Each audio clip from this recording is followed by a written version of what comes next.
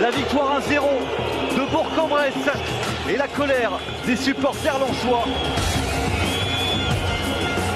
On comprend la colère. Maintenant, les banderoles, c'est bien, ça exprime la colère sur un match. Je pense pas que ça reflète l'esprit de ce qu'est Lens et de ce que sont les supporters du RC Lens au quotidien en temps normal. La situation est délicate, j'espère que tout le monde en a conscience. On a compris, on a vu. Maintenant, il faut vite passer à autre chose parce qu'on va vite être rattrapé sinon par les résultats sportifs.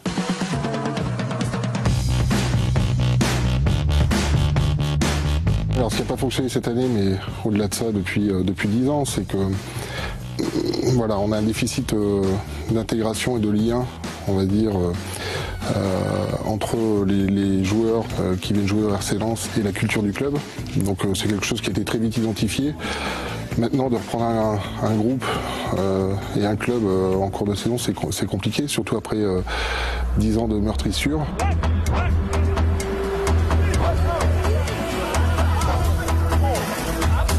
J'ai rien confirmé en fait cette semaine, j'ai simplement répondu à une question d'un de vos confrères qui me demandait si Eric Sicora était l'entraîneur du RC Lens en 2018-2019. J'ai répondu oui, voilà, mais comme il l'est depuis 6 mois et depuis son engagement.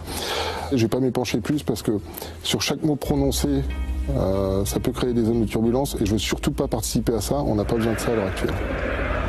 Eric Sicora est l'emblème du RC Lens, je pense. Donc moi je suis issu, comme lui, de la même région, nos familles se connaissent, on a des liens qui dépassent toute relation et je pense que si un jour il y avait des choses à se dire entre Eric Sicora et moi, je ne le ferai pas par caméra interposée et je ne le souhaite pas parce que je pense qu'Eric s'inscrit complètement dans le projet du club qui est lié aux valeurs du club et à la culture du club et qui mieux qu'Eric Sicora représente cette culture du club.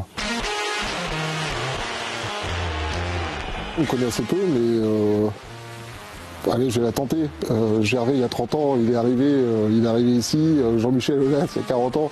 Je ne veux pas me comparer à eux aucunement, mais il faut laisser le temps au temps. Enfin, voilà, laissez-moi, si possible, travailler sereinement. On pense savoir ce qu'il faut faire. En tout cas, on est lancé dans un projet qu'on ne va pas crier sur les toits, mais qui peut rétablir la situation. Maintenant, il faut juste se maintenir.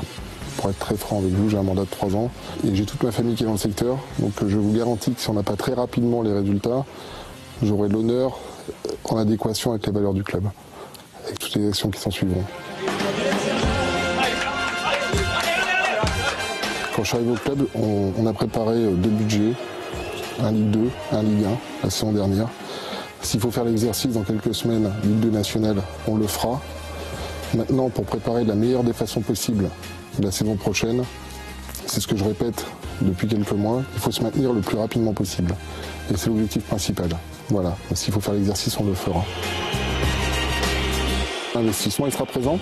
On travaille dessus pour l'an prochain. On espère travailler sur la bonne voie qui est un maintien en Ligue 2. On manque un peu de maturité.